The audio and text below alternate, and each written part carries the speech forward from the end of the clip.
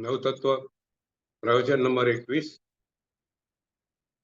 વિશ્વના સર્વ જીવોનું મંગળ થાવ, કલ્યાણ થાવ એવી સુંદર ભાવના સાથે આજના પ્રવચનની આપણે શરૂઆત કરશું. મંગલમ ભગવાન વીરો, મંગલમ ગૌતમ પ્રભુ, મંગલમ સ્થૂલભદ્રાધ્યાયા, જૈન ધર્મો સુમંગલમ. ધિયોમસ્તુ સર્વ જગતઃ પરહિત નિરતા ભવન્તુ ભૂતગણા, દોષા પ્રયાન્તુ નાશમ, સર્વત્ર સુખી ભવતુ લોક, સર્વત્ર સુખી ભવતુ.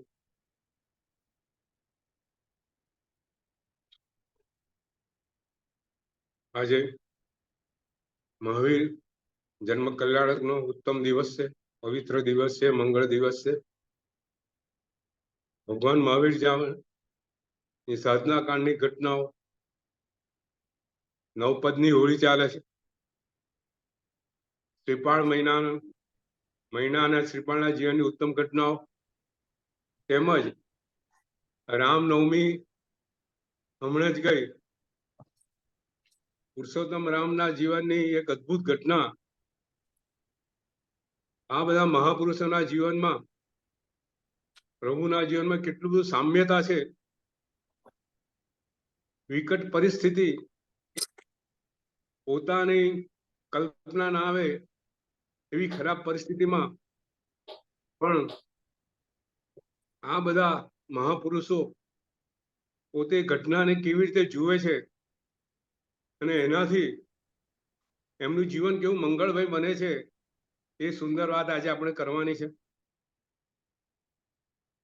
આજે નવપદની હોળી જે ચાલુ થઈ, તેનું મૂળ જુઓ તો મહિનાનું પોતાનું કર્મ પ્રત્યેની ભગવાનની વાતમાં જે અસીમ શ્રદ્ધા હતી, એ શ્રદ્ધાને ફળ સ્વરૂપ આજે એને એના પિતાની અણગમતી વાતને માની સહર્ષ સ્વીકારી શ્રીપાળ જેવા કોડિયા સાથે એનું લગ્ન થયું અને પછી એમાંથી શ્રીપાળ મહારાજા બન્યા. નવપદની હોળીની ત્યાંથી શરૂઆત થઈ. ભગવાન મહાવીર સ્વામી પોતે સંયમ જીવન, એ પહેલા તો રાજા હતા. લોકો એમની પાસે વંદન કરવા આવતા હતા, દાન માંગવા આવતા હતા. સંયમ જીવન એમને જેવું ચાલુ કર્યું અને તુરત જ એમના જીવનમાં કસોટીનો કાળ ચાલુ થઈ ગયો. પુરુષોત્તમ રામ ખૂબ એક તમે ઘટના જુઓ, કેવી સુંદર આ મહાપુરુષોએ એ બધી વાતને સ્વીકારી છે. પુરુષોત્તમ રામ પોતે બીજે દિવસે અયોધ્યાના રાજા બનવાના છે. આખા નગરમાં ધામધૂમ છે. રામ સૌને પ્યારા છે. લોકોમાં આનંદ ને ઉત્સાહ છે. પોતાના પ્યારા એવા રામ આજે અયોધ્યાના રાજા, બીજા અયોધ્યાના રાજા બની રહ્યા છે. અને આગલે દિવસે વાત બને છે. કઈ ખૂબ જાણીતી વાત છે. કઈ રાજા દશરથ પાસે જે 2 વચનો માંગ્યા હતા એની માગણી કરે છે અને રામને 14 વર્ષનો વનવાસ અને પોતાના દીકરા ભરતને રાજગાદીની માગણી કરે છે. રામને આ વાતની ખબર પડે છે. પોતાના મનની અંદર સહેજ પણ એમને આ રાજ સિંહાસન શું કે આ વનવાસ શું, બંને એના માટે સરખા છે. પોતે જાતે પોતાના પિતા દશરથ પાસે પહોંચે છે અને પિતાને કહે છે કે આપ માતાની માગણીનો સ્વીકાર કરો, મારે ભરત રાજા બને અને હું વનવાસ જઉં એમાં મને કશો ફરક પડતો નથી. જો આ મહાપુરુષ જે પ્રસન્નતાથી એમને રાજા બનવાનું સ્વીકાર્યું, એ જ પ્રસન્નતા તેમને વનવાસ સ્વીકાર્યો અને પોતે વનવાસ જતા પહેલા એમની મહાનતા જુઓ. કૈકેયીને પોતે વંદન કરવા જાય છે અને કૈકેયીને વંદન કરતા કહે છે કે હે કૈકેયી માતા, તમે મારા પર ઉપકાર કર્યો છે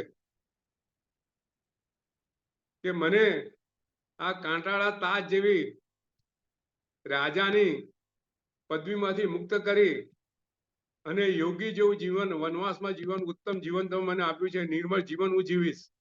તમારો ઘણો ઘણો ઉપકાર છે. રામની આ વિચારોની ભૂમિકા છે કે જેને કારણે એમનું જીવન મંગળમય બન્યું. વાત એટલેથી અટકતી નથી. 14 વર્ષના વનવાસ પછી જયારે પાછા આવે છે ત્યારે કૈકેયીને પહેલા પગે લાગે છે અને કૈકેયીને કહે છે, હે માતે, તે વનવાસ જે મને આપ્યો એમાં મને કેટલું કેટલું શીખવા મળ્યું. એ બધો ઉપકાર તારા પર છે. મને લક્ષ્મણ જેવો ભય મળ્યો, ભરત જેવા ભયનો પ્રેમ મળ્યો, તો દુષ્ટ રાવણનો સંહાર કરવાનો વખત મળ્યો, સીતાના સતીત્વનું મને ખ્યાલ આવ્યો, તો હનુમાન જેવા મને પ્રિય મિત્ર મળ્યા. રામની આ મનોભૂમિકા કોઈ બી વિકટ પરિસ્થિતિમાં પોતે મનની સ્વસ્થતા જાળવી વિકટ પરિસ્થિતિને પણ એને એમાં સારી વસ્તુ શોધવી, એ રીતે એની પ્રતિનો સ્વીકાર કરવો, એવું શ્રીપાળ મહિનાની વાતમાં બને છે.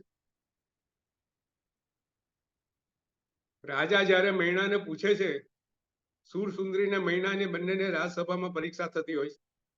પ્રજાપાળ એમના પિતા છે. બંને દીકરીઓને ખૂબ સરસ ભણાવે છે. એકને એમના ધર્મગુરુ પાસે અને મૈણાને જૈન ધર્મગુરુ પાસે ભણાવે છે, ભણવા મૂકે છે.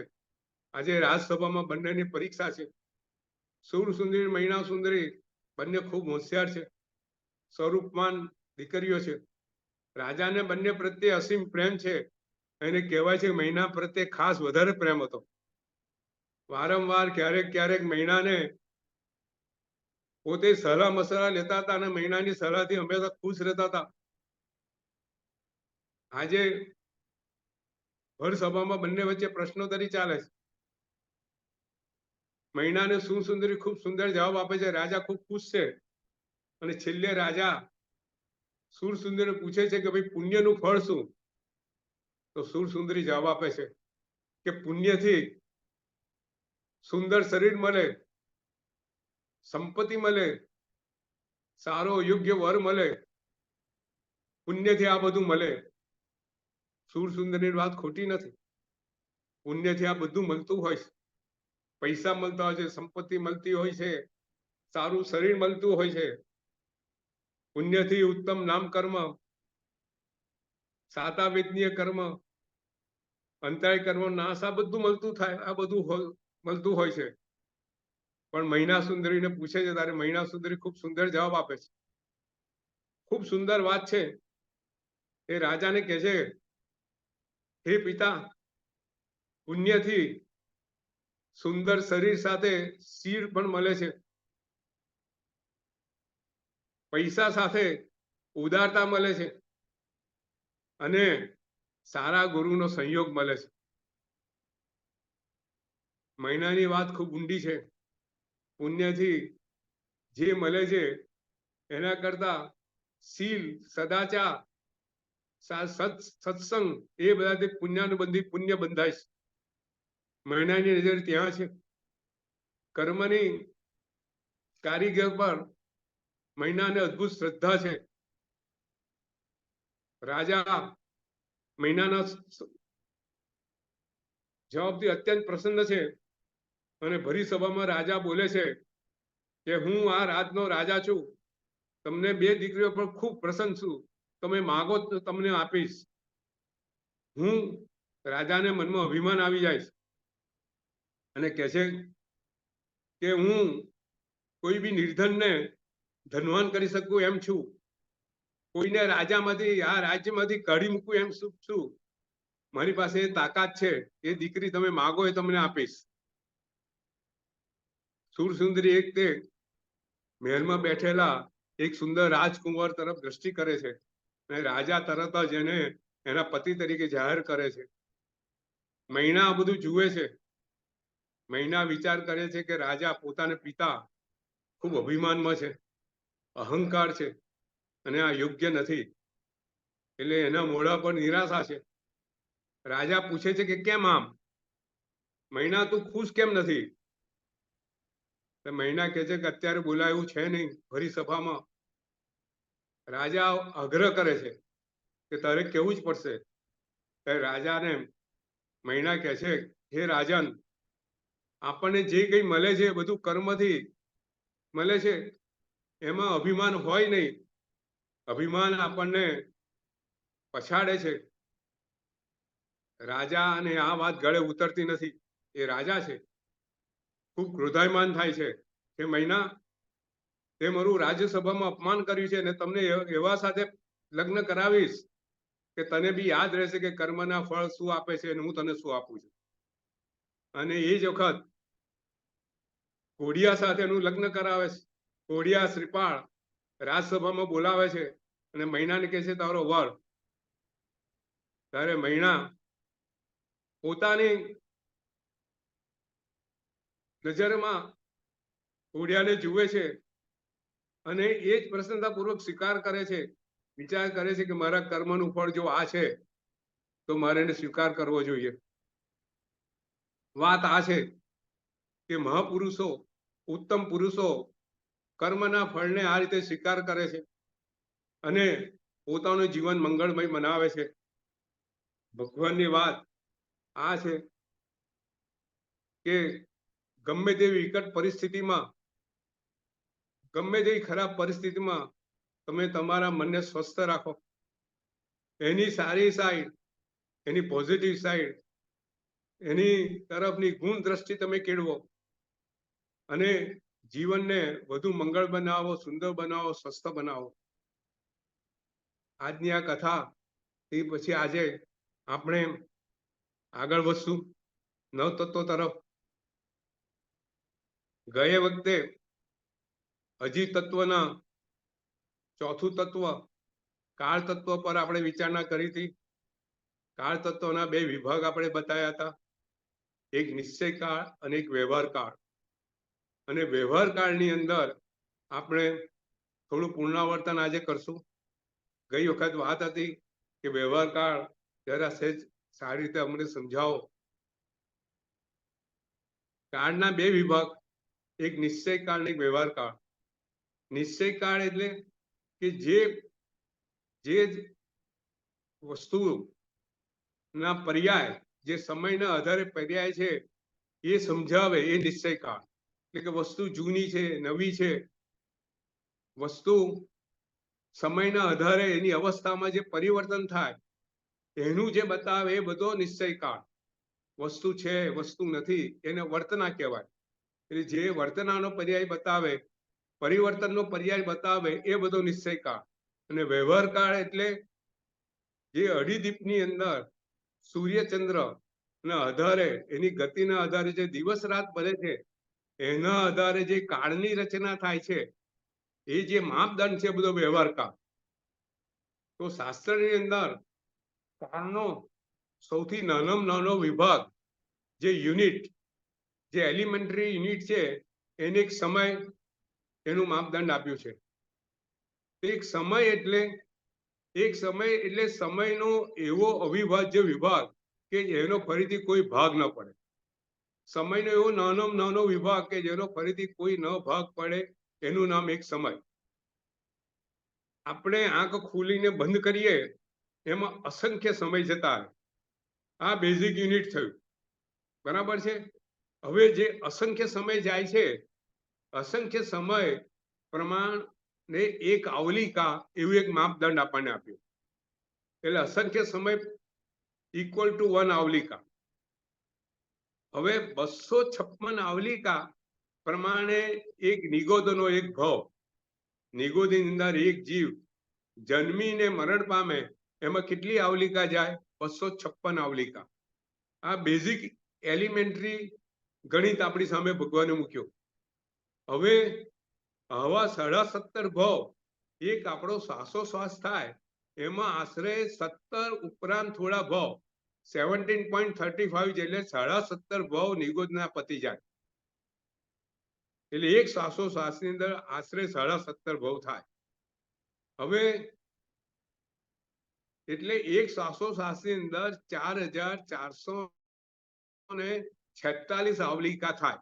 17.5 ગુણ્યા 256 કરીએ એટલે આટલી આવલિકા થાય એક શ્વાસોશ્વાસ. એક શ્વાસોશ્વાસ એટલે એક પ્રાણ. 7 પ્રાણનો એક સ્તોક થાય. 7 સ્તોકનો એક લવ અને 77 લવનું એક મુહૂર્ત. એટલે આ બેઝિક વસ્તુ છે કે 77 લવ બરાબર એક મુહૂર્ત. હવે એક મુહૂર્ત એટલે આપણે જે સામાયિક કરીએ છીએ એનું માપ કેટલું? તો એક મુહૂર્ત જેટલું. એક મુહૂર્ત એટલે આજની 48 મિનિટ. એટલે જો અહીંયા 48 મિનિટ આપણી જે મુહૂર્ત છે ભગવાનના શાસ્ત્રોમાં જે મુહૂર્તનું માપ છે એ આજના સાયન્સ પ્રમાણે 48 મિનિટ થાય. આ બંને અહીંયા મેચ થાય છે, બરોબર? તો 77 લવ પ્રમાણે 48 મિનિટ. 77 લવ એટલે કેટલા પ્રાણ? કે 3,773 પ્રાણ. આપણે જોયું ને કે ભાઈ 7 પ્રાણનો એક સ્તોક, 7 સ્તોકનો એક લવ અને 77 લવનો એક મુહૂર્ત. એટલે 77 ગુણ્યા 7 ગુણ્યા 7 કરીએ 3,773 એટલા પ્રાણ બરાબર એક મુહૂર્ત, બરાબર? તો એક મુહૂર્તની કેટલી આવલિકા? 1,67,77,216 આવલિકા બરાબર એક મુહૂર્ત. જો હવે અહીંયા આવલિકા જે ભગવાને જે માપદંડ આપ્યો છે એને આજના માપદંડ સાથે અહીંયા મેચ થાય છે. કેટલું? 1,67,00,00,000 તો 77,216 આવલિકા પ્રમાણ એક મુહૂર્ત એટલે 48 મિનિટ. એટલે પછી આપણે એક મિનિટના એટલે એક મુહૂર્તમાં કેટલી આવલિકા? તો 1,67,70,216. તો એના તો એક સેકન્ડની કેટલી આવલિકા આપણે કાઢી? તો એક સેકન્ડમાં કેટલી આવલિકા થાય? તો 5,825 આવલિકા એક સેકન્ડમાં થાય. એટલે એક સેકન્ડમાં એક આવલિકા પ્રમાણે કેટલું સેકન્ડ જાય? તો કે એક સેકન્ડના 10,000 ભાગ કરીએ અને 17મો ભાગ પૂરો થાય એટલી સેકન્ડની અંદર એક આવલિકા પડી જાય. એટલે એક સેકન્ડની અંદર નિગોદના 22 આશરે 23 ભાવ પૂર્ણ થાય. એ આજના વ્યવહાર કાળનું, આજના સમય સાથેનું માપ કે ભાઈ એક સેકન્ડની અંદર આશરે નિગોદના 22.75 એટલે 23 ભાવ એક નિગોદના પૂર્ણ થાય. એ આજના સમય પ્રમાણે માપ થયું. તો વ્યવહાર કાળ જે ભગવાને આપણને આપેલો છે એનું આ માપ થયું. હવે એક મુહૂર્ત 48 મિનિટ. તો એક દિવસના કેટલા મુહૂર્ત? તો 30 મુહૂર્ત. 30 મુહૂર્તનો એક દિવસ થાય. 15 દિવસનું એક પાક્ષિક, એક પખવાડિયું થાય. 2 પખવાડિયાનો એક મહિનો થાય. 2 મહિનાની એક ઋતુ થાય. આપણે જો વર્ષમાં 6 ઋતુ છે તો 2 મહિનાની એક ઋતુ થાય. પછી 3 ઋતુને એક અયન થાય.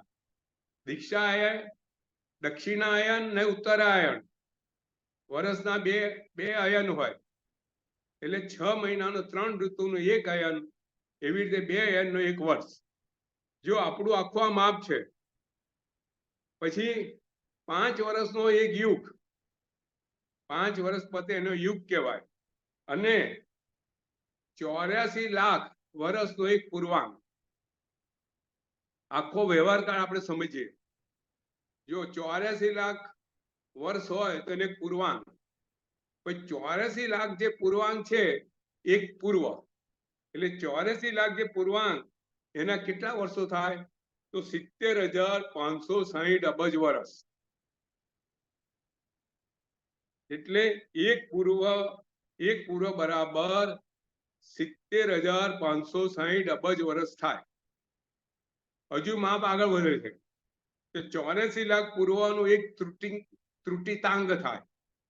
આપણે એનું એમ કરતા કરતા કરતા એવા 24 માપદંડ આપેલા છે અને છેલ્લું છે તે શીર્ષ પ્રહેલિકા.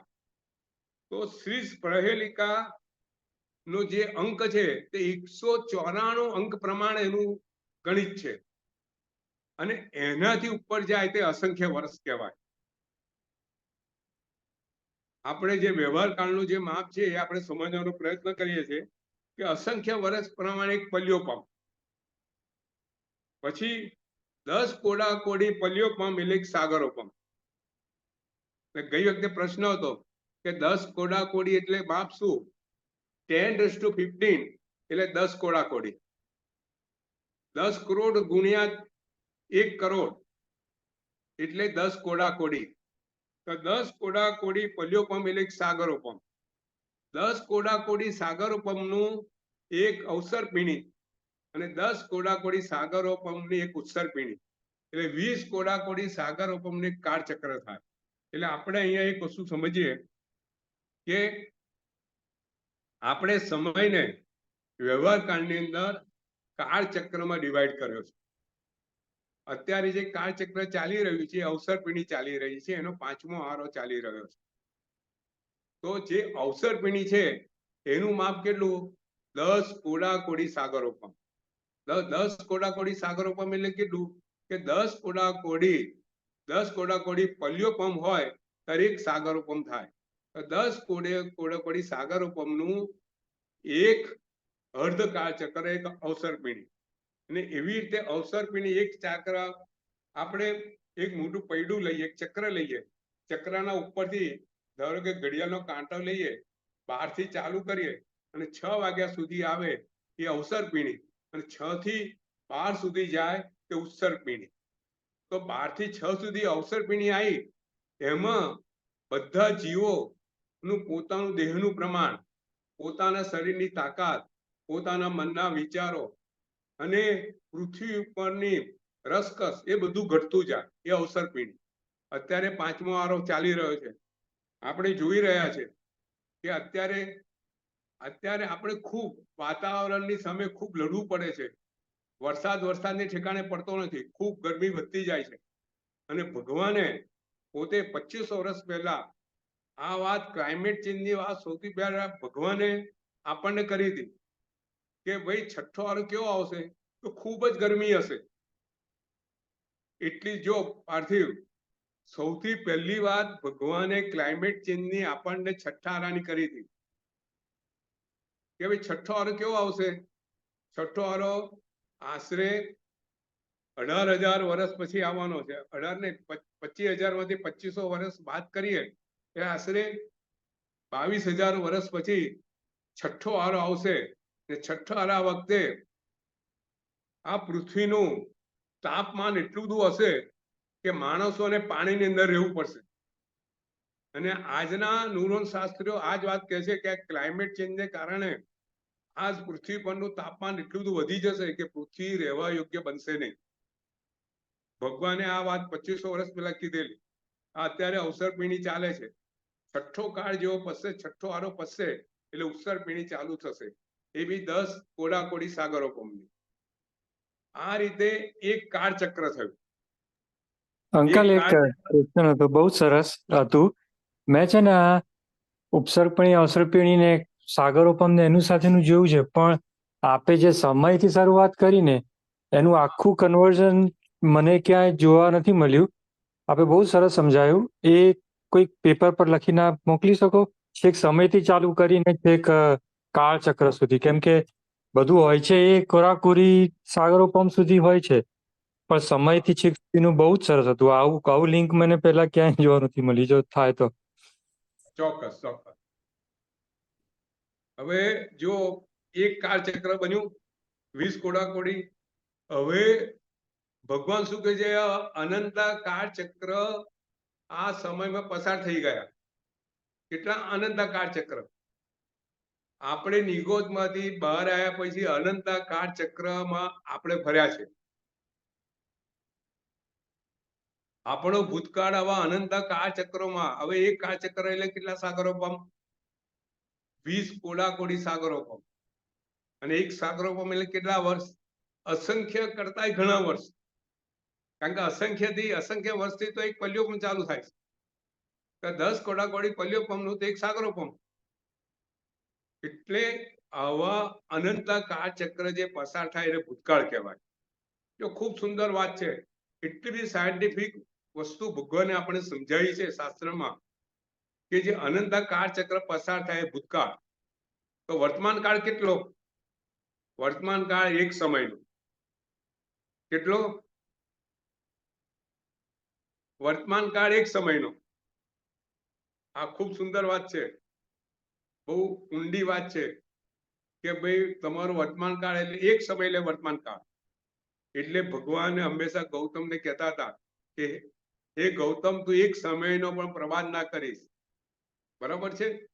વર્તમાન કાળ એક સમયનો અને ભવિષ્ય કાળ કેટલો? પાર્થિવ અનંત ગુણા કાળચક્ર. હા, એનો તો કોઈ એન્ડ જ નથી. હા, બરાબર છે? કાળનો કોઈ અંત આવે? ના, અનાદિકાળ છે ને અનાદિકાળ રહેશે. હા, તો આપણે તો શાસ્ત્ર લખ્યું ભાઈ અનંતા કાળચક્રો પતી ગયા ભૂતકાળ, વર્તમાન કાળ એટલે એક સમય અને ભવિષ્ય કાળ એટલે અનંત ગુણા કાળચક્રો. એટલે ભૂતકાળ, વર્તમાન કાળ અને ભવિષ્ય કાળ ત્રણે ભેગા થઈને શું બને? એક વ્યવહાર કાળ. એક વ્યવહાર કાળ એટલે શું? અનંત ભૂતકાળ જે અનંત કાળચક્ર વાળો, વર્તમાન કાળ અને અનંત કાળચક્ર વાળો ભવિષ્ય કાળ, આ વ્યવહાર કાળ. એટલે આખો વ્યવહાર કાળ એક સમયથી ચાલુ થાય અને અનંત કોડાકોડી સાગરોમ સુધીનો આખો વ્યવહાર કાળ. બરોબર છે? કાળચક્ર કઈ રીતે લીધેલું આપણે, છતાં જયારે આજે ફરીથી માગણી હતી કે જયારે અમને ફરીથી ખ્યાલ આવે એટલા માટે આ ફરીથી લીધું છે. અને આપણે સમયનો માપ મુહૂર્ત સાથે, મિનિટ સાથે આજે આપણે સરખામણી કરી છે. અને આજે એ બી વાત કરી, એક સેકન્ડની અંદર નિગોદના કેટલા ભવો થાય આશરે, ક્યાંય કશે લખેલું નહીં હોય, આ તો ગણતરી છે કે આશરે 23 નિગોદના 23 ભવો એક સેકન્ડની અંદર. એક નિગોદ 23 વખત જન્મે ને મૃત્યુ પામે નિગોદનો જીવ. બરોબર છે? તો આજે હવે આપણે પાંચમું અજીવ તત્વ આજે ચાલુ કરીએ છીએ. એ બી બહુ સુંદર છે. એ ખૂબ ભગવાને કેટલીક વાતો, આજનું સાયન્સ એ જ શબ્દોમાં વાતો કરે છે. એ બહુ અગત્યનું છે. આજનું પાંચમું અજીવ તત્વ છે પૂતગલ અસ્થિકાય. જો આપણે કયા 4 તત્વો જોયા અજીવના? ધર્મસ્થિકાય, અધર્મસ્થિકાય, આકાશ અસ્થિકાય, કાળ, હવે છેલ્લું પાંચમું પૂતગલ અસ્થિકાય. તો પૂતગળ એટલે શું? પાર્થિવ આપણને ખ્યાલ આવે કે પૂતગળ એટલે શું? જો પૂતગળ બે શબ્દોનું બનેલું છે, પૂદ વત્તા ગલ. પૂદ એટલે જોડાવું અને ગલ એટલે છૂટું પડવું. એટલે જે પદાર્થ જોડાવાથી અને છૂટા પડવાથી બને છે એ પૂતગળ. એટલે બીજા શબ્દમાં કહીએ કે જે સંયોજન અને વિભાજનથી જે પદાર્થ બને બધા પૂતગળ. એટલે કે જે વસ્તુ કમ્પોઝ અને ડીકમ્પોઝ થી બને બધા પૂતગળ. હવે આપણે સાદો દાખલો લઈએ, ખૂબ જો કેટલું વૈજ્ઞાનિક છે આપણી આ વાત. આપણે વોટર લઈએ H2O. H2O કેવી રીતે બને છે? પાણી કેવી ઓક્સિજન, રીતે બને? હા, ઓક્સિજન ને હાઇડ્રોજન. ઓક્સિજન, બરાબર. હા 1 mole of oxygen plus 2 mole of hydrogen is equal to H2O. બરાબર. હા હા. બરાબર છે. એ શું થયું? સંયોજન થયું. તો આ પૂતગળ થયો.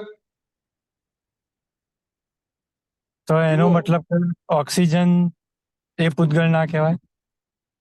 ઓક્સિજન પૂતગળ છે, સમજાવો ઓક્સિજન કેવી રીતે હા. બને? O પ્લસ O સંયોજન થી બને છે. બરાબર. બરાબર, પૂતગળના વિભાગ છે. બરાબર છે. તો પૂતગળ એટલે આ સમજો, પૂતગળ અર્થ શું કે જે પદાર્થ સંયોજન ને વિભાજન થી બને એ બધા પૂતગળ. બરાબર, એમાં કોઈ પ્રશ્ન? હા બરાબર છે જી. જી, ઓકે, આપણે આગળ વધીએ. આપણે જે હવે આ પૂતગળ જે છે, આપણે ત્યાં કીધું કે પૂતગળ બધા પૂતગળના ગુણધર્મો શું હોય? રૂપ, રસ, ગંધ અને સ્પર્શ. દરેક પૂતગળ રૂપ, રસ, ગંધ, સ્પર્શ વાળો બને. બરાબર, જી જે હા. જે કઈ રૂપ, રસ ને ગંધ, સ્પર્શ છે બધા પૂતગળ કહેવાય. આપણું શરીર છે એ પૂતગળ. બરાબર છે, કારણ કે એનું રૂપ છે, એનો રસ છે, એનો ગંધ છે, એનો સ્પર્શ છે. બરાબર છે. જો આકાશના પૂતગળ કહેવાય? ના કહેવાય. કેમ ના કહેવાય? કે આકાશનો કોઈ રૂપ નથી, એનો રસ નથી, એનો ગંધ નથી, એનો સ્પર્શ નથી. બરાબર, ધર્મસિકાઈને કહેવાય કે ના કહેવાય? કારણ કે ધર્મસિકાઈનો કોઈ રૂપ, રસ, ગંધ, સ્પર્શ નથી. તો જે કઈ પદાર્થના રૂપ, રસ, ગંધ અને સ્પર્શ છે એ બધા પૂતગળ કહેવાય. પૂતગળ કેવી રીતે બને? સંયોજન ને વિભાજનથી બને. આ બેઝિક વસ્તુ આપણે આ રીતે સમજીએ છીએ. હવે દરેક પૂતગળના 4 વિભાગ કરવામાં આવ્યા. પૂતગળ, દરેક પૂતગળ ના 4 વિભાગ. પૂતગળને સૌથી પહેલો સ્કંદ, પછી દેશ, પછી પ્રદેશ અને ચોથો પરમાણુ. હવે આજે આપણે આ વસ્તુ સમજવાનો પ્રયત્ન કરવાનો છે. ખૂબ સુંદર વાત છે, ખૂબ સિમ્પલ વાત છે. હવે સ્કંદ કોને કહેવાય? પૂતગળને સ્કંદ પૂતગળ કોને કહેવાય? કે જે કઈ અણુઓની બનેલો જે કઈ પદાર્થ છે એ બધો સ્કંદ. એટલે ધારો કે આપણે એક પર્વત જોયો. પર્વત શું છે? ઘણા અણુઓનો બનેલી વસ્તુ છે. બરાબર, લાડવો છે પાર્થિવ, લાડવો શેનો બનેલો છે? નાના નાના કણ, ઘઉંના જે કણ છે એનો લાડવો બનેલો છે. લાડવો શું કહેવાય? સ્કંદ સ્કંદ. હા. કહેવાય. જે ઘણા અણુઓનો બનેલી જે વસ્તુ છે એને સ્કંદ કહેવાય. બરાબર છે. પૃથ્વી એ સ્કંદ છે. બરાબર, कुंजलबेन, आप भी प्रश्न कर सकते हो. હા પંકજભાઈ પ્રણામ. હા બધું प्रणाम સમજી રહી प्रणाम. છું અત્યારે. હા हाँ हाँ એટલે हाँ. तो स्कंद कोने કહેવાય? જે સ્કંદ એટલે ઘણા એમ કહી અણુઓ. શકાય મોટી હા, હવે જે સ્કંદ આપણે એમ વિચારી શકીએ કે મોતીચૂરનો એક લાડુ હોય, નાના નાના મોતીચૂરનો લાડુ હોય, એ વિચારી શકાય સ્કંદ તરીકે? હા હા, કોઈ બી તમે પાણીનો ગ્લાસ છે એ સ્કંદ. પાણી ભરેલો ગ્લાસ છે સ્કંદ. બરાબર છે. જો હા આગળ આવશે ડેફિનેશન કે બે અણુથી વધારે જે બનેલું હોય, એક અણુથી વધારે જે જોડાયેલો બનેલો હોય, બધા સ્કંદ કહેવાય. પાર્થિવ, બેઝિક રાઈટ. ડેફિનેશન આ છે.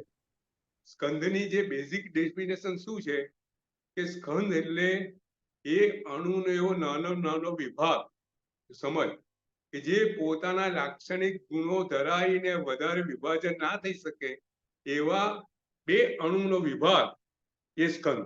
આ બેઝિક ડેફિનેશન, સાયન્ટિફિક ડેફિનેશન. એટલે બે અણુઓ નું જે સંયોજન છે એ સંયોજન એ આખો સ્કંદ કહેવાય. બરાબર છે. મિનિમમ બે અણુઓ જોઈએ એ બધા સ્કંદ. 2, 3, 4, 5, 7 પછી અનંતા સ્કંદો મળે એ બધો સ્કંદ, એ બધો સ્કંદ કહેવાય. બરાબર, પાર્થિવ, ખ્યાલ આવ્યું? હા બરાબર છે અંકલ. આ તમે આપી કીધું એવી રીતે એકદમ આપણે અત્યારે સાયન્સ સાથે જ મેચ થાય છે અત્યારે તો. બરાબર છે. હા. બિલકુલ. જો હવે સમજો. હવે સ્કંદ પછી દેશ. તો દેશ કોને કહેવાય? આપણે પૃથ્વી લીધી, પૃથ્વીનો સ્કંદ, એમાં ભારત નામનો દેશ છે. તો પૃથ્વીની અંદર ભારત આવેલું છે એટલે પૃથ્વી નામના સ્કંદમાં દેશ એનો નાનો વિભાગ. બરોબર, ખ્યાલ આવી ગયો? એટલે બરાબર. સ્કંધનો નાનો વિભાગ દેશ કહેવાય. બહુ સિમ્પલ વસ્તુ છે. પણ એ દેશ શું છે, સ્કંધની અંદર જોડાયેલો છે. હજુ એ ભાગ છૂટો પડ્યો નથી.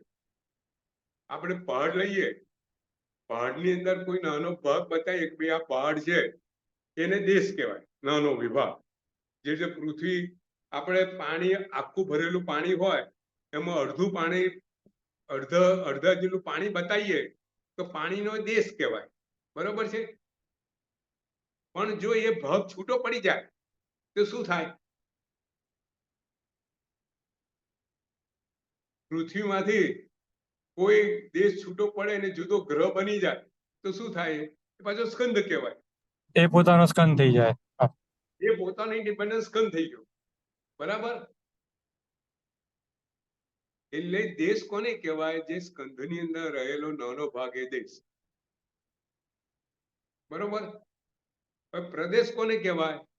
એ નાનો ભાગ ત્યાં સુધી આપણે નાનો નાનો નાનો કરતા જઈએ કે જ્યાંથી ફરીથી એના ભાગ ન પડે ત્યાં સુધી એનો જે ભાગ થાય એ પ્રદેશ કહેવાય. બરોબર. આપણે વોટર લઈએ, વોટર મોલિક્યુલનો ત્યાં સુધી ભાગ પાડતા પાડતા પાડતા પાડતા જઈએ, એક મોલિક્યુલ છેલ્લો બાકી રહે, એ એલિમેન્ટરી યુનિટ મોલિક્યુલનું રહ્યું વોટરનું, એ એનો પ્રદેશ કહેવાય. બરાબર છે. એટલે એ અણુથી જુદું પાછું, રાઈટ? કેમ કે સૌથી નામાં નાનો ભાગ તો અણુ હોય, પણ આ અણુ નહીં, પણ જે સ્કંદ બન્યો છે એનો નાનામાં નાનો ભાગ.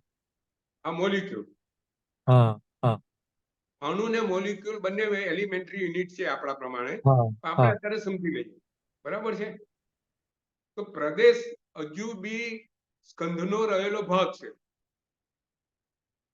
એને સમજવા માટે પ્રદેશ નામ આપ્યું છે કે એનાથી વધારે ભાગ ન પડી શકે એ નાનામાં નાની યુનિટ એ પ્રદેશ. હવે જો પ્રદેશ જ્યારે છૂટો પડે ત્યારે પરમાણુ કહેવાય. જ્યારે પ્રદેશ સ્કંધથી છૂટો પડે પરમાણુ. બરોબર. પાર્થિવ, એ વોટર મોલિક્યુલ નું એક કણ જો છૂટો પડે એ પરમાણુ કહેવાય. ઓક્સિજન છૂટું પડ્યું, ઓક્સિજન પરમાણુ. ઓક્સિજન અણુ છૂટો પડ્યો તો એ અણુ પરમાણુ. બરાબર. બધા પરમાણુ છૂટા પડીને એક અલગ ભેગા મળીને એક અણુ બનાવે. હા, પરમાણુ ભેગા મળે, અણુ બને. એ અણુ એ બી સ્કંધને, એ પછી બધા પરમાણુ અણુઓ ભેગા થાય ત્યારે સ્કંધ થાય. બરાબર. બિલકુલ ક્લિયર પાર્થિવ? હવે જો અંકલ, આપણે પરમાણુના અણુમાં થોડુંક હજી કન્ફ્યુઝન થયું કે આપણે શરૂ કર્યું કે અણુથી બે અણુ ભેગા થાય એટલે સ્કંદ બને, બે કે વધારે.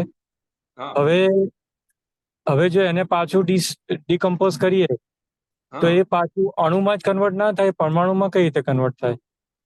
જો આપણે ત્યાં અણુ ને પરમાણુ છે ને બંને એક સ્વરૂપ માન્યું છે. સમજીએ. આપણે અણુ કહીએ કે પરમાણુ એ આપણે એલિમેન્ટરી યુનિટ મૂકેલો છે. હવે તને સમજાય છે આગળ કેવું છે, સાયન્સ શું કહે છે એની સાથે આગળ આપણે સરખામણી કરશું.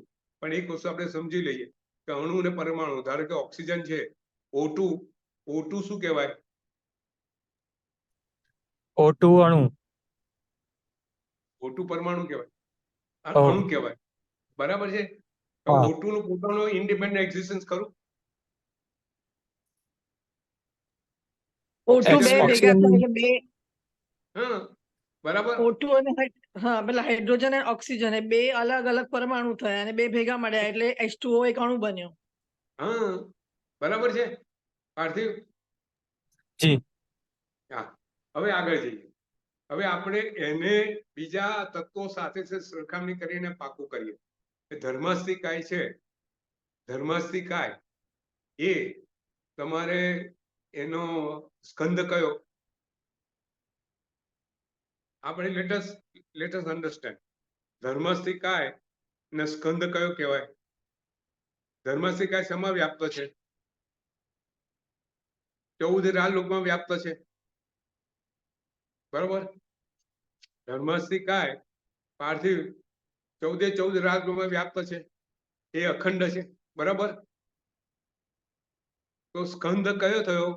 14 રાજરૂપ પ્રમાણ ધર્માસિકાઈનો સ્કંદ થયો, બરાબર પાર્થિવ? હા હા જી. તમે સમજ, આ બહુ સિમ્પલ છે, કોઈ ખ્યાલ આવી જાય તો કઈ અધર્મસિકાય નો સ્કંદ કેટલો થયો? 14 રાજલોક. હવે આકાશનો સ્કંદ કેટલો થયો? એ અનંતા. આકાશ લોકાકાશમાં ને અલોકાકાશમાં છે, તો આકાશનો સ્કંદ કયો થયો? અનંત. અનંત આકાશ પ્રમાણ એનો સ્કંદ થયો, બરાબર. અને જીવનો સ્કંદ કેટલો થયો? જો આપણે આ વસ્તુ સમજવી છે જેથી બિલકુલ ખ્યાલ આવે. જીવનો સ્કંદ કેટલો થયો? આપણું જે શરીર છે, એક જીવનો સ્કંદ કેટલો થયો? એક જીવ શરીર પ્રમાણ. ધારો કે કીડી છે, કીડીનો સ્કંદ કેટલો થયો? એકદમ નાનું. કેટલાક જીવ આપણે અસંખ્ય ભાગમાં પ્રમાણ હોય છે, તો એનો સ્કંદ એટલો થયો. અને જ્યારે જીવ, જો સમજો, જ્યારે કેવળ પોતાને કેવળ જ્ઞાન મેળવવા માટે આત્મ પ્રદેશોને 14 રાજરૂપ પ્રમાણ એને વિકસાવે છે, એનું પ્રસાર કરે છે. તો એ જે કરે છે ત્યારે જીવ તત્વ, જે આકાશ જીવના જે પ્રદેશો છે, 14 રાજલોક સુધી વિકસે છે. તો એનું મેક્સિમમ સ્કંદ કેટલો થયો? કેટલા પ્રમાણ થયું? તો 14 રાજરૂપ પ્રમાણ મેક્સિમમ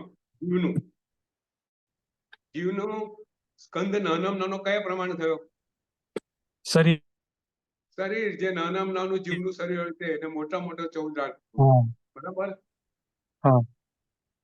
ફરીથી ધર્માસિકાઈનો સ્કંદ 14 રાજલોક પ્રમાણ, અધર્માસિકાઈનો સ્કંદ 14 રાજલોક પ્રમાણ, આકાશિકાઈનો સ્કંદ અનંત આકાશ પ્રમાણ, લોકાકાશ અલોકાશ બંને. અને જીવનું નાનામાં નાનો જીવ હોય ત્યાંથી જે જીવ જ્યારે 14 રાજરૂપ પ્રમાણ પોતાના આત્મ પ્રદેશો વિકસાવે એટલા પ્રમાણ, બરોબર. સ્કંદ ખ્યાલ આવી ગયો? હવે દેશ લઈએ, આ બધામાં દેશ લઈએ, આપણે બરાબર સમજી લઈએ. તો ધર્માસિકાઈમાં દેશ કેટલો? તો એના 2 પ્રદેશથી માંડી અને 14 રાજમાંથી એક પ્રદેશ ઓછો થાય, એ બધો દેશ કહેવાય, બરાબર. ખ્યાલ આવી ગયો? એવું અધર્મસિકાઈમાં, એવું આકાશસિકાઈમાં, અને એવું જીવાસ્તિકાઈમાં, બરાબર. એ પ્રદેશથી માંડી અને એનું મોટું સ્વરૂપ, એમાંથી એક પ્રદેશ ઓછો, એ બધો દેશ. અને પ્રદેશ કેટલો? એનો નાનો જે પ્રાથમિક કણ છે તે. હવે જુઓ, ધર્મસિકાય, અધર્મસિકાય, આકાશસ્તિકાય અને જીવાસ્તિકાય, એની અંદરથી ક્યારે પરમાણુ છૂટો પડે? પ્રદેશ છૂટો પડે? જીવમાંથી એક પ્રદેશ છૂટો પડે? ના પડે. આકાશમાંથી એક પ્રદેશ છૂટો પડે? ના પડે. ધર્માસિકાય બધા અખંડ છે, બરાબર. ધર્માસિકાય અખંડ સ્વરૂપ છે, અધર્મસિકાય અખંડ સ્વરૂપ છે, આકાશસ્તિકાય અખંડ સ્વરૂપ છે, જીવાસ્તિકાય અખંડ સ્વરૂપ છે. એટલે આમના પરમાણુ હોય નહીં. ખ્યાલ આવી ગયો? એટલે આપણે ત્યાં હજી તત્વના, જો આ વાત મારે પહેલા કરવાની હતી, આજે કેમ કરું છું, આ બધી વસ્તુ બરાબર સમજીએ તો વસ્તુ ખ્યાલ આવે. તો ધર્માસિકાયના કેટલા વિભાગ? સ્કંદ, દેશ અને પ્રદેશ, બરાબર. આજે ખ્યાલ આવી ગયો? અધર્મસિકાયના કેટલા વિભાગ? સ્કંદ, દેશ અને પ્રદેશ, બરાબર. આકાશસ્તિકાયના કેટલા વિભાગ? સ્કંદ, દેશ, પ્રદેશ, બરાબર. અને પૂદગાલસ્તિકાયના કેટલા વિભાગ? સ્કંદ, દેશ, પ્રદેશ ને પરમાણુ, બરાબર. કરેક્ટ? બરાબર. હવે આગળ જઈએ. એક પ્રશ્ન હું જાતે પ્રશ્ન કર્યો પાછો સમજવા માટે, કે કાળને કેમ આ દેશ પ્રદેશ સ્કંધનું સ્વરૂપ નથી જણાવ્યું? મંજલભાઈ, કાળને દેશ પ્રદેશનું સ્વરૂપ કેમ નથી સમજાવ્યું? તો કાળ તમે સમજો, કાળ કેવો છે? એના દેશ પ્રદેશ નથી. એક સમય પછી બીજો સમય પછી ત્રીજો સમય પછી ચોથો સમય, એમ કરતા કરતા કાળ ભેગો થાય છે, પણ કાળ મૂળે એક એક સમયનો બનેલો છે. બરાબર પાર્થિવ? એટલે એક કાળ સાથે એક સમયથી વધારેનું અસ્તિત્વ ના હોય એમ. હા, એક સમય પછી બીજો સમય પછી ત્રીજો સમય પછી ચોથો સમય, એ હા. રીતનું છે. બરાબર. હવે બીજી વસ્તુ, કાળ છે ને પર્યાય છે. વસ્તુના પર્યાય બતાવે છે. એટલે સમજાવો કે ભાઈ આ વસ્તુ જૂની છે, એ કાળ આધારે કહેવાય. બરાબર ને? એ જૂનો એ વસ્તુનો પર્યાય થયો, એની અવસ્થા થઈ. કાળને આધારે એની અવસ્થા નક્કી થઈ. બરાબર. આ વ્યક્તિ 40 વર્ષ મોટી છે, શેના આધારે નક્કી થયું? 40 વર્ષના કાળના આધારે. હિસાબે. 40 વર્ષ એ કાળ થયો. બરાબર. વસ્તુ હતી, શેના આધારે બોલ્યા? કાળના આધારે. બરાબર. વસ્તુ છે કાળના આધારે. બરાબર. એટલે આ વર્તના કહેવાય. વસ્તુ હશે, રમેશ આ ઘરમાં રહેવા આવશે, શેના આધારે બોલ્યા? કાળના આધારે કે ભવિષ્યમાં. બરાબર ને? આ વસ્તુ સમજો તમે. એટલે કાળ શું છે? એ મૂળ એ પર્યાય અવસ્થા છે. એટલે એના પ્રદેશ કશું હોતું નથી. બરાબર. એટલે પરિવર્તનશીલ કહેવાય ને. કાળ પરિવર્તનશીલ કહેવાય ને. હા, પરિવર્તનશીલ, બિલકુલ. એ કાળ વસ્તુનું પરિવર્તનનો પર્યાય બતાવે, એની વર્તનનો પર્યાય બતાવે, નવા જૂનાનો પર્યાય બતાવે, એની ગતિનો પર્યાય બતાવે. આ રોટલી એક રોટલી કરતા 2 મિનિટ થાય. બરાબર. લોટથી રોટલીનો જે પર્યાય બદલાયો, તેના આધારે બતાવ્યું આપણે? સમયના આધારે બતાવ્યું. બરાબર. હા, સમજાઈ ગયું. સમજાયું? હવે બીજી વસ્તુ, હવે બીજો પ્રશ્ન કે ભાઈ પરમાણુ અને પ્રદેશ બેમાંથી મોટું શું નાનું શું પાડે? પરમાણુ નાનું અને પ્રદેશ મોટો. પાર્થિવ? એટલે આપણે એવું કીધું ને કે પ્રદેશ માંથી નાનું કરતા કરતા છેલ્લે જે રહે એ પરમાણુ. દેશમાંથી. દેશમાંથી. તો પછી પ્રદેશ અને પરમાણુ. એટલે પ્રદેશ, કંધમાંથી જે પ્રદેશ છૂટો પડે પરમાણુ. સ્કંધમાંથી જે એલિમેન્ટરી યુનિટ જો છૂટું પાડવામાં આવે ત્યારે પરમાણુ કહેવાય. એટલે પ્રદેશ અને પરમાણુ બંને સરખા હોય. બરાબર. વોટર છે, વોટર આખો જથ્થો છે, એમાંથી એક વોટરનું પરમાણુ આપણે એ સાઈઝ કેટલી આપણે સમજીશું કે એ છૂટું પડે, એ અંદર હોય ત્યારે પ્રદેશ કહેવાય, પછી છૂટું પડે પરમાણુ કહેવાય. એટલે પ્રદેશ ને પરમાણુ બંને સરખા. તો આપણે ત્યાં મારી પાસે છે, મેં લખેલું છે, 1 મિનિટ.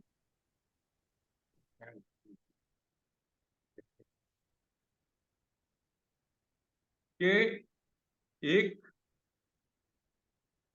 એક પાણીનું ટીપું લઈએ, 1 અંશ પાણી, હવે જો, હા, 1 ઘન ઇંચ હવા, 1 cubic inch air, 1 cubic inch air લઈએ તો એમાં કેટલા મોલિક્યુલ્સ હોય? આપણે આ સાયન્સ 4427 into 10⁻27 એટલા મોલિક્યુલ હોય. એટલે 1 ઇંચ હવા જે સ્કંધ લઈએ એમાં આટલા બેઝિક એલિમેન્ટરી યુનિટ હોય, એ બધા પરમાણુ. એક મોલિક્યુલ છૂટું પડે એ પરમાણુ, એ પ્રદેશ અંદર ભેગું રહે પ્રદેશ, છૂટું પડે પરમાણુ. બરાબર. પાર્થિવ, આપણે સાયન્સ ભણીએ જેવું લાગે આપણને? હા, બરાબર છે. તો તો ખૂબ પછી આગળ અંકલ આપણે એક ક્વેશ્ચન હતો, હા સોરી, એક ક્વેશ્ચન હતો, પછી પ્રદેશ અને પરમાણુ વચ્ચે ફરક શું? શેના વચ્ચે પ્રદેશ અને પરમાણુ વચ્ચે ફરક શું? એ વસ્તુ પર નહીં, આવશું. પ્રદેશ અને પરમાણુ વચ્ચે. એ ઓ, વસ્તુ પર આવશું. મારે ટોપિક લઈને મારે વસ્તુ પર જવું છે. તને બેઝિક વસ્તુ કહું, જી જી, જે લાર્જ હેડ્રોન કોલાઇડરે જે પ્રયોગ કર્યો ને એની મારે વાત કરવી છે. બરાબર. આપણે ત્યાં સુધી પહોંચશું, પણ એ પહેલા જરા પહેલા આપણે જરા બેઝિક વસ્તુ સમજીએ. કદાચ નેક્સ્ટ ટાઈમ આ વસ્તુ લઈશ, પણ બેઝિક વસ્તુ જરા સમજી લઈએ. બરાબર છે. પછી આ બધી વસ્તુ આપણને ખ્યાલ આવી જશે. જી. બરાબર છે. તો સૌથી પહેલા આપણે એટલું સમજ્યા કે ભાઈ આ જે ઉદ્ગાર અસ્થિકાય છે એના 4 વિભાગ છે. કયા? સ્કંદ, દેશ, પ્રદેશ ને પરમાણુ. બીજા હા, બરાબર.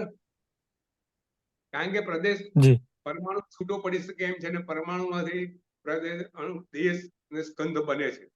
બીજા બધામાં શક્ય નથી. બરાબર. હવે આપણે આગળ જઈએ કે જે આ પરમાણુ છે ને, આપણે ત્યાં 2 જાતના પરમાણુ બતાવવામાં આવે. હું તને સમજાવું, પછી કોલાઇડર તરફ જઈશું. પણ પરમાણુ આપણે જે શાસ્ત્રમાં લખ્યું પહેલા સમજી લઈએ. શાસ્ત્રમાં 2 જાતના પરમાણુ બતાવવામાં આવ્યા છે. એક કેવા સૂક્ષ્મ પરિણામી ને એક બાદર. બાદર એટલે મોટા પરિણામ વાળા, સૂક્ષ્મ એટલે નાના પરિણામ. સમજીએ. સૂક્ષ્મ પરિણામ વાળા જે પૂતગલો છે, પરમાણુ છે, એ કેવા હોય તો કે અનંત પરમાણુ ભેગા થાય તો બી એ કોઈ બી ઇન્દ્રિય વડે પકડાય નહીં. જો આપણે ત્યાં ખૂબ એટલું ડિટેલિંગમાં ગયા છે ને, આપણે કોઈ વાર ભગવાને કઈ દ્રષ્ટિએ આ બધું જોયું હશે, આપણને ક્વેશ્ચન થાય કે ભગવાને જે કહેવાના પ્રાપ્ત કર્યું છે ને, એની સત્યતાનો આપણને અહીંયા ચોક્કસ દેખાય. હવે કયા છે તમને કહું છું, તો પહેલા સમજી લઈએ કે સૂક્ષ્મ પરમાણુ એટલે શું? કે અનંત પરમાણુ ભેગા થાય એનો સ્કંધ બને તો બી એ દેખાય નહીં. હવે હું વાત કરું, આપણે મનોવર્ગણાના પૂતગળો છે, બરાબર છે. એ અનંત પૂતગળો ભેગા થાય આપણને દેખાય છે? નહીં. ના. નહીં. જે સૂક્ષ્મ પરિણામી થયા. કાર્બન વર્ગણા છે, એક આત્મ પ્રદેશ ઉપર કેટલી કાર્બન વર્ગણાઓ છે પાર્થિવ? અનંત. બરાબર છે. આપણા જીવના એક પ્રદેશ ઉપર કેટલી કાર્બન વર્ગણાઓ ચોંટેલી છે? અનંત. દેખાય છે આપણને? નહીં. ના. તો આ બધી કેવી કહેવાય? સૂક્ષ્મ પરિણામી. બરોબર. બરાબર. બાદર પરિણામી એટલે એ આ બધા પરમાણુઓ કેવા છે? બાદર પરિણામી જે ઘણા બધા ભેગા થાય ત્યારે આપણે દ્રષ્ટિગોચર થાય, આપણે એને પકડી શકીએ. બરાબર છે. ઔદારિક વર્ગણે કેવી છે? જો આપણું શરીર દેખાય છે, લાકડું દેખાય છે, ફૂલ દેખાય છે, બધું પૂતગળ છે. બધું પૂતગળ કેવા પરમાણુનું બનેલું છે? કે બાદર પરમાણુનું બનેલું છે. બરાબર. ખ્યાલ આવ્યો? હા, જી. હવે સહેજ આગળ, હવે જે પરમાણુ કીધો, જે સૂક્ષ્મ પરમાણુ છે, જે પરમાણુ એટલે એલિમેન્ટરી છે, જે બેઝિક એલિમેન્ટરી આપણે પરમાણુની ડેફિનેશન આપી છે કે જેનો ફરીથી ભાગ ન પડી શકે એનું નામ પરમાણુ. Okay. Let us come to basic definition. આપણે અણુ પરમાણુ એ વાત નથી કરી કે એટમ ને મોલિક્યુલની વાત નથી કરી, આપણે પરમાણુની વાત કરી છે. પરમાણુ એટલે શું?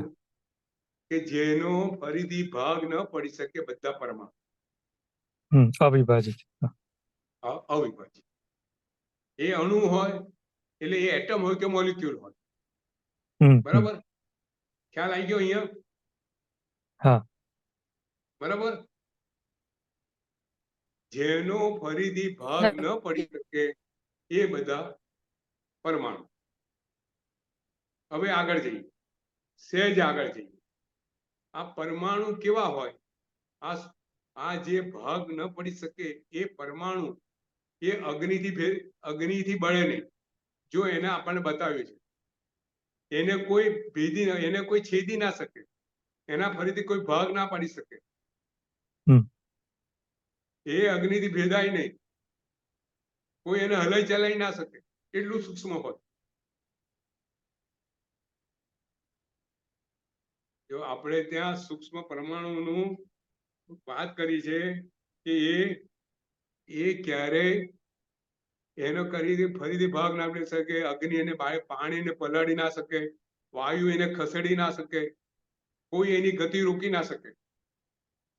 આ બહુ સાયન્ટિફિક વાત છે.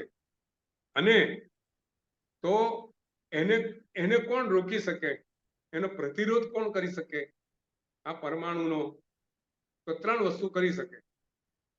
એક તો એની જ્યારે લોકાકાશની ગતિએ એન્ડ આવે અને ત્યાં જો પૂતગળ ત્યાં આગળ એને અડકે, ત્યાર પછી આગળ ગતિ ના કરી શકે, ત્યાં એનો નાશ થઈ જાય. આ બહુ બિલકુલ સાયન્ટિફિક વાત છે, જે આઈન્સ્ટાઈને જે પોતાની થિયરી સમજાવી છે એની અંદર આ બધી વાત કરેલી છે. પાર્થિવ, તો હવે આ પરમાણુ આ જે ગુણધર્મ ક્યારે નાશ પામે? જ્યારે બીજા પરમાણુ સાથે ભેગો થાય ત્યારે. હા, બરાબર. એની ગતિ ક્યારે રોકાય? જ્યારે બીજી ગતિ વાળો પરમાણુ એની સાથે અથડાય ત્યારે. બરાબર. તો કોલાઇડરમાં શું છે? જે લાર્જ હેડ્રોન કોલાઇડર કયા પ્રિન્સિપલ કામ કરે છે? એકદમ હાઈ ઇન્ટેન્સિટી થી એ કોલાઇડ કરે એકબીજાની. હા, બેઝિક એલિમેન્ટને એ લોકો ગતિ આપે છે. એવી મેગ્નેટિક આપણે સેજ વાત કરશું, પણ આજે આ વસ્તુ ખ્યાલ આવી ગઈ. 8 ને 4 થઈ છે. આવતી વખત આપણે અણુ, પરમાણુ, એટમ, મોલિક્યુલ એ વાત કરશું. પછી હેડ્રોન, લાર્જ હેડ્રોન કોલાઇડરના એક્સપેરિમેન્ટની વાત કરશું. એની સાથે ભગવાને જે શાસ્ત્રના જે પરમાણુ છે એ રીતે મેચ થાય છે એની વાત કરશું. અને એના પછી પરમાણુ ભૂતગળ એના જે ગુણો છે, જે લક્ષણો છે એની વાત કરશું.